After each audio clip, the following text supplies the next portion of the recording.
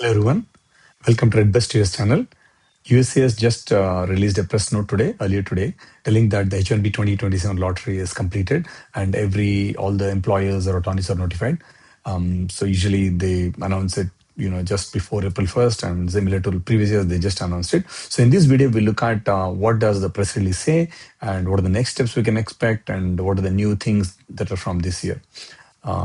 So here is the news that we are actually, looking at, right? Like this is the news that we'll cover, and what we'll cover in this video is a background. What are the key points, and what has changed in the new I-129 form? What are the next steps you can expect, and will there be a second round lottery and all of these, right? So this is what we'll cover. So if you haven't subscribed to our channel, do subscribe for getting regular updates. So just to give you a background so that you are all aware of what has happened so far, right? H1B 2027 season started on March 4th and it lasted until March 19th, 5 p.m., right? And after that, there was no official announcement and we started to get results from March 27th. So we've done a video on that, you can check that. So after that, we keep hearing the last 3-4 days, right? Basically, slowly results have been trickling in and they don't basically come at once, right? So that's how the system is set up at the moment. So that's what it is. And today, March 31st, official USAID has made an official press release telling that they've completed the lottery and they've notified everybody, who've been selected, and asking employers to check their accounts. Yeah. So and the window opens from 90 days, right? So basically, this is the first time they're doing this wage-based lottery as well. So it's a kind of a different year compared to all these other years. So that's a quick background of what has happened so far. Now, what are the key points from the US's official announcement? I mean, it's pretty much same how it looked in the past. There are a few changes. Again, this is based on the new lottery and all of these things, right? So we'll just quickly go over one by one, right?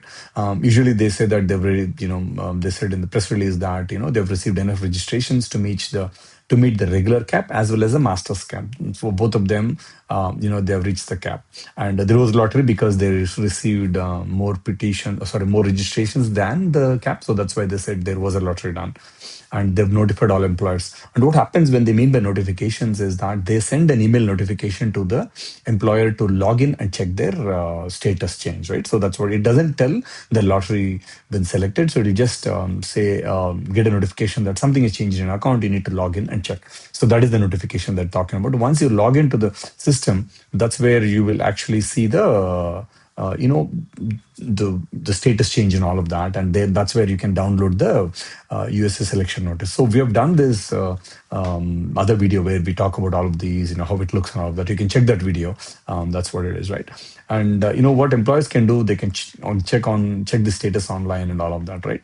And what the key important thing is, the filing window is starting from April 1st. And it's going to last for 90 days.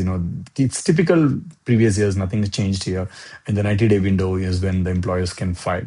And the 100K fee may apply if, depending on the company where the applicant is. If the applicant is outside of the US, then they need to pay $100,000 fees. So this is something that is known. But again, just to reiterate, they've put that in the press release as well. And also, some important changes they've done is, they're telling that you need to, because it's a wage-based lottery, you need to submit all the proof related to the wages and all of that. So that's where we'll get to the next section of this, right? All of this is important. So for this year, what they've done is they've actually changed the I-129 form. This was updated in, February 27th. Basically, that's the edition. So there's a new I-129 form, either you're filling it online or, a physical form. So they added new fields where you need to put in the SOC code, you need the education level, the field of study, years of experience, your special skills, wage level, all of that.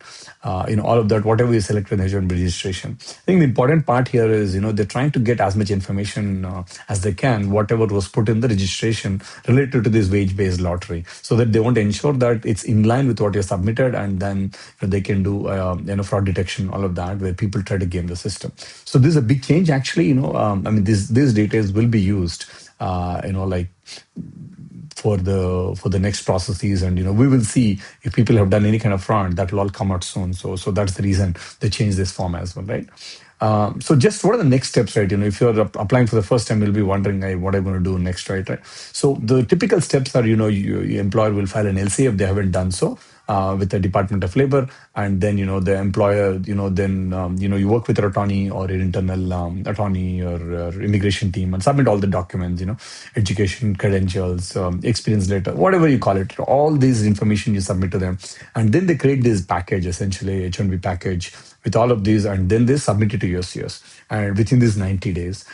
So basically, what happens once they submit is USCIS, when they receive it, they look at everything if it's in place, and then if it's like basically fulfilling the basic things with fees and everything, then they will accept it, and then they'll issue something called a receipt notice.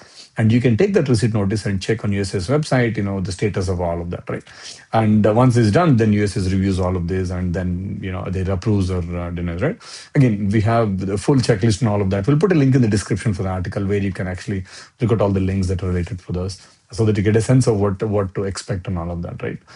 So also we'll do a video maybe with more detail on what these things are, so that you get a sense of this, right? So the biggest question, what every time this press release comes in is, will there be second round lottery? Unfortunately, we cannot say at the moment. The reason is USCIS has not provided any indication of this first one, and they don't provide any data until in the next.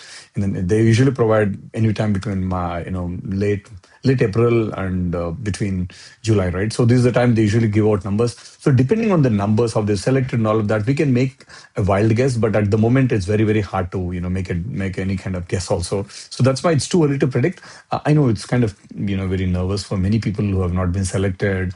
When will there be lottery, so that they can do some planning? But unfortunately, it's not as straightforward as it sounds, right? So you have to wait, right? So just to give you a context of what has happened in the past few years. So 2027, we don't have the data. So 2026, there was no second round lottery. And 2025, there was a second round lottery. And before that, there was even second and third rounds. So this is going to be interesting here how they will pan these things out, because we have this 100K fee and all of that. So we'll probably do another detailed video on this, But at the moment, there is no information. So we'll just say we don't know. That is a simple answer, right? Some common FAQs, right? Will they, again, the first one we already covered. The second one, do we know how many registrations are submitted? No, we don't know that yet. There is no data released yet. So we'll monitor and we'll update all of you as you have more information. And can you transfer this registration notice to other? This is a big question. Unfortunately, you cannot. This is not a petition approval, so you cannot transfer registration from one employer to other.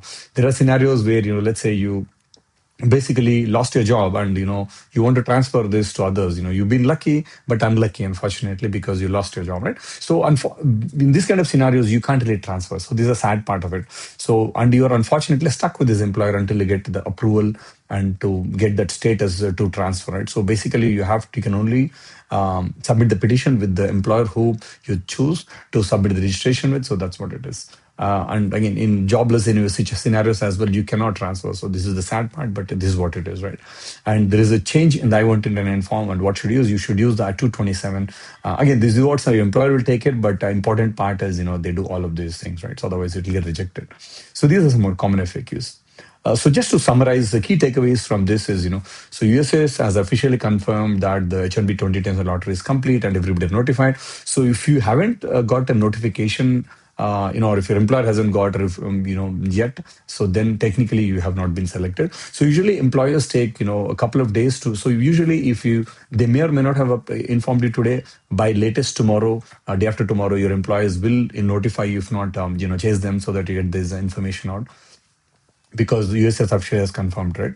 And this is the first year where we had weighted lottery. So we'll have to see how this entire thing will pan out. And the filing window is between April 1st and June 30th. It's a 90-day thing. And we must use new I-129 form for that. It has all the details with the wage-related details and all of that.